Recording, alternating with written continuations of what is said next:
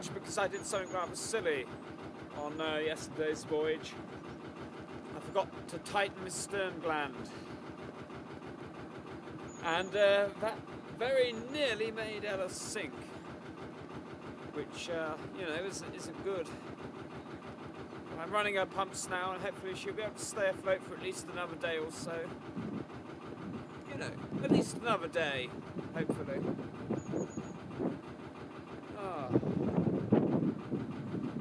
I mean, if I have to go down on the boat, there's no better countryside to sink in.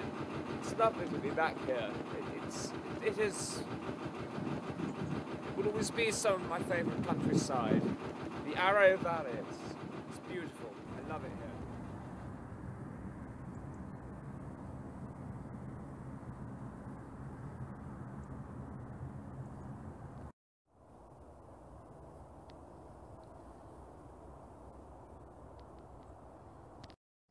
I don't think I've ever known anything quite like this happen before. Snow in November. That's certainly a first for me. And as you know, snow is never really good news as far as boats are concerned. But the worst thing is, I'm running out of fuel. So I'm going to keep the boat and myself warm. Bit up in the air at the minute.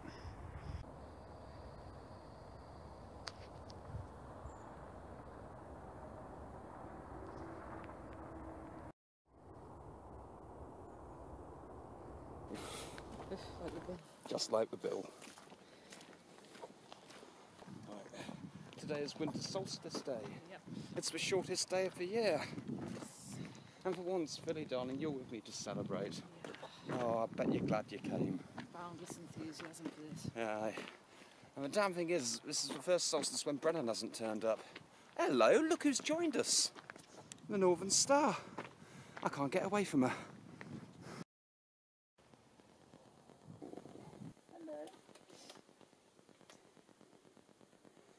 I'm going to show you my upgraded Moroccan heater and how I'm going to try and triple its effectiveness, and hopefully you shall feel the warmth pretty quickly.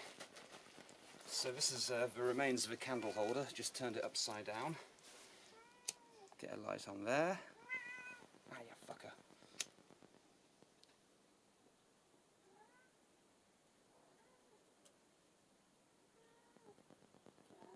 I know, Jack, I know you're hungry, but your mummy's cold.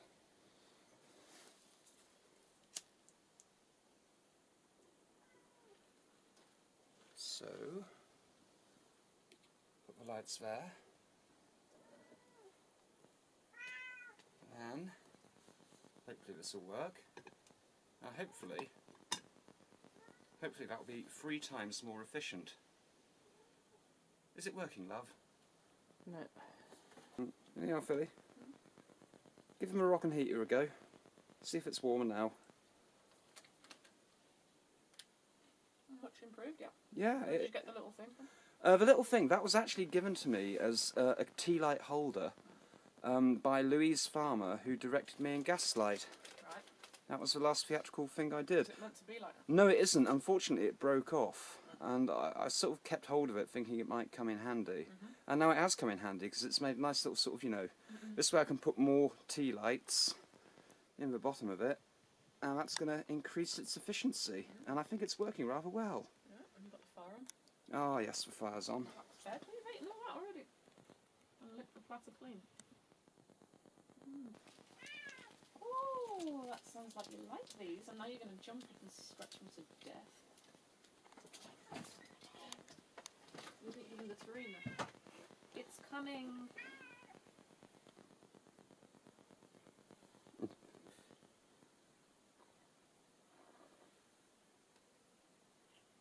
Bob and Julie. Got a card, do you want to open it? Yeah, well, it was not just a card, but they gave me a 4-pack of Red Stripe. Yeah. I've had one already, but that was nice. What's the thumb you opening your card? Oh, no, love, you open it. What's your card then? Oh, alright then. So, I mean, it's nice, isn't it? Because we often call our church a village of the damned. But no, there are some lovely people here. Oh, there are. You know, they've made an effort, and that's so lovely of them, but yeah. Oh, look, wishing you a Merry Christmas. to Ted. Happy Christmas from Bob and Julia. Thank you for all the entertaining videos. Aww, look at that. That's lovely. Thank you for It's all lovely. that. See, there aren't many people watching It's like your us. first Christmas card, love. I send you most of them, you know, most of the ones Oh, we that's get right, joints. So yeah. anyway, that's so lovely, you know. Like I say, we don't get many viewers, but what viewers we do get, They're golden, aren't they? yeah, they really appreciate us, and you know, not only that, but you know. Do you want to say thank you then? I am. I'm going to say, chin chin. Mm. Here's to Bob and Julie. Yep. Julia. I'm not sure if it's Julie or Julia, but chin chin. Well Here's done. to Bob and Julia. Thanks for a red stripe in the card, and happy viewing.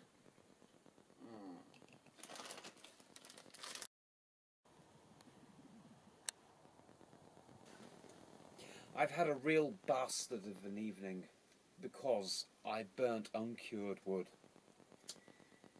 I burnt uncured wood, the chimney wasn't clear, and this boat just filled up with smoke.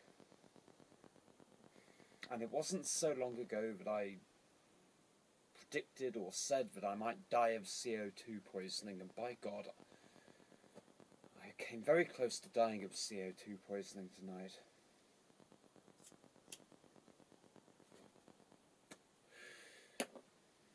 The chimney was clogged up, and the wood I was burning was wood that I scavenged, and I didn't have time to cure it properly. And I threw it in there to try and get the boat warm, and instead the boat filled up with smoke. The chimney was billowing with white smoke. And so what could I do? I had to open the windows, I have to open the hatches and get the fucking smoke out. And what happens? All the hot air goes out, and so the boat is cold. So I have a choice. What, am I going to freeze to death? Or am I going to die of CO2 poisoning? I tried to compromise. The point is the boat is cold now.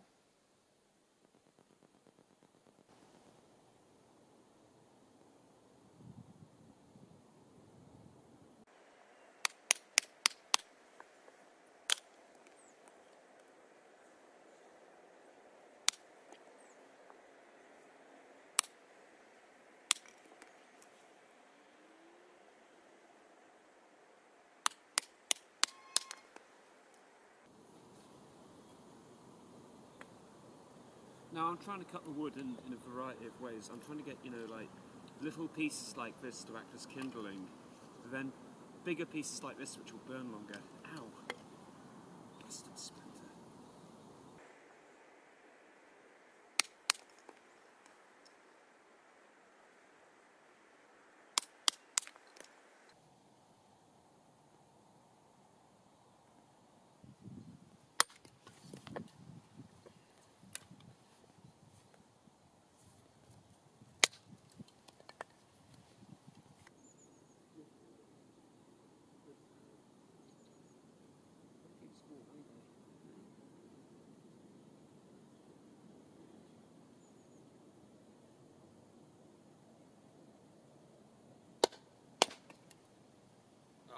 Muscle man!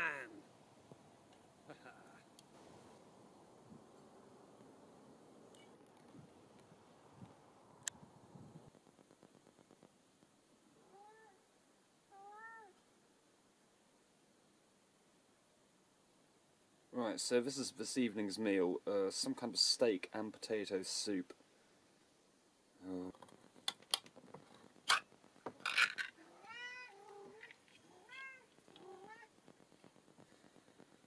I don't know if it should look that colour. Orange?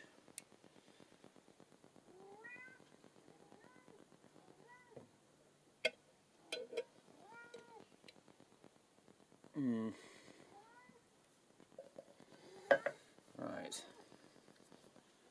Now, one thing I've learnt with cooking, especially if you're cooking tinned food, but one thing I've learnt with cooking is, you know, try and add a few extras to it. Add a few little extra bits and pieces, you know, just to give it a bit of zing. A little bit of effort can go a long way into turning a mediocre meal into something tastier. Yeah, I've got a long way to go before I reach Keith Floyd's standard.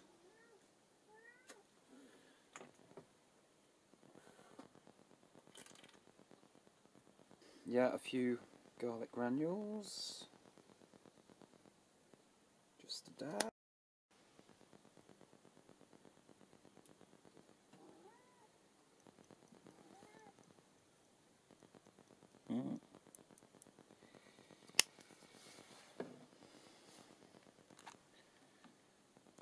Salt.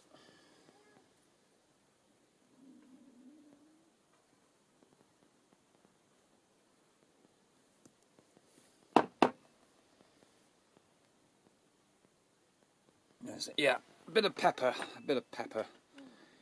As anyone who's ever seen Journey's End will know, we must have pepper, it's a disinfectant.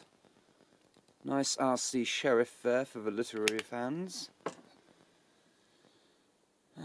Now, I don't know if this is going to work with a steak and potato stew, but I'm also going to put something else in, really just to keep warm.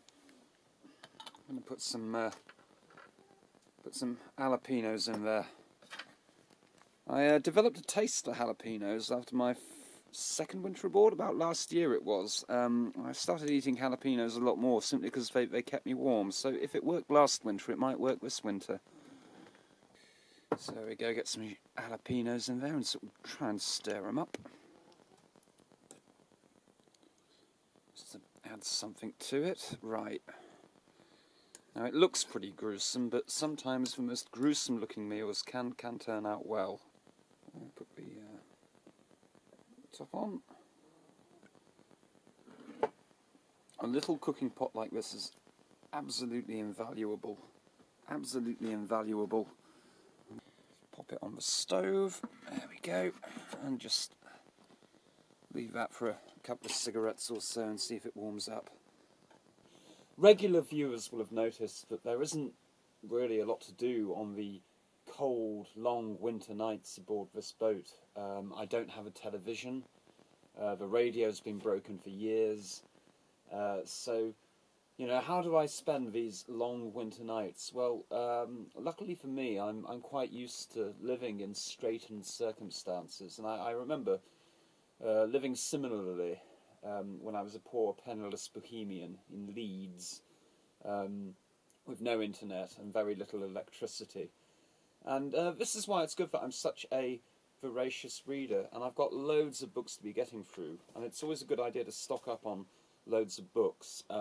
I've just finished reading this, Pure Evil, which is Maureen Harvey's account of the horror she went through when her son Lee Harvey was murdered by Tracy Andrews on Cooper's Hill, which is, interestingly enough, it's a local story. It happened here in Alvechurch. And yeah, I'm indebted to Mr. David Lawson of Narrowboat GYR, who really, you know, he went to some efforts to make sure I got this book. Bless him. It was interesting, but I've got to say that Maureen Harvey was very, very bitter, and it wasn't a good read. I mean, it was an easy read, but you know, I sort of read this book and I felt a lot worse for having read it. I lost count of the number of times she referred to Tracy Andrews as that evil bitch, or the number of times when she said, "I wish I could have given her a slap." Yeah, it was an interesting read, but not a great one. But the most exciting things, you know, this is one of Philly's Christmas presents to me was this, which is Le Fleur du Mal by Baudelaire, translated into English. Now, I'm saving this book for when I next get some weed, because I often find that poetry it's a lot more fun when you're stoned. And Philly she also gave me this, a copy of Bret Easton Ellis's American Psycho. I've read the first chapter or so of it, and I'm kind of looking forward to all these characters being murdered in nasty ways, because everyone's so hateful. They're all so obsessed with you know, designer clothes and designer watches, and it's a book that seems to be full of shallow, nasty, consumerist people. So I'm sincerely hoping that a lot of these characters are going to be murdered in nasty, nasty ways.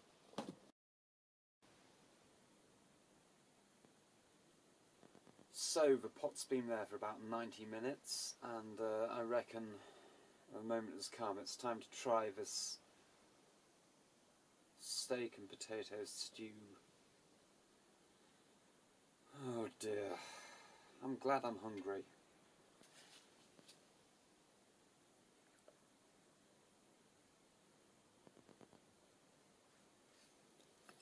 There's a good sign.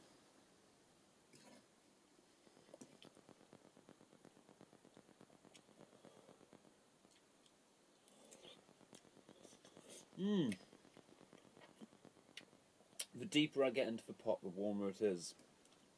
Oh.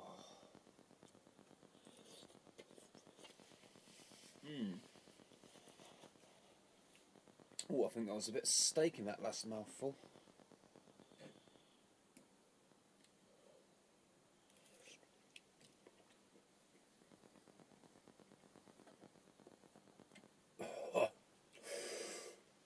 Oh. Bit of jalapeno in that last mouthful.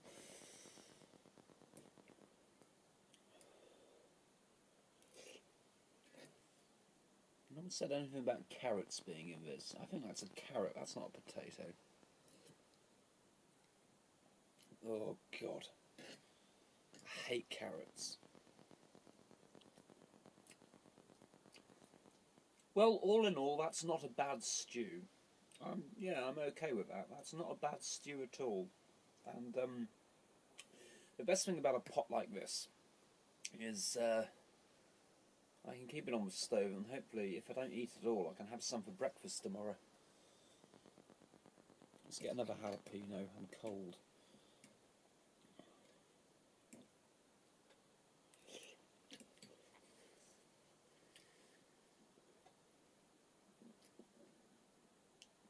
Oh, that's the first time I've been warm all night.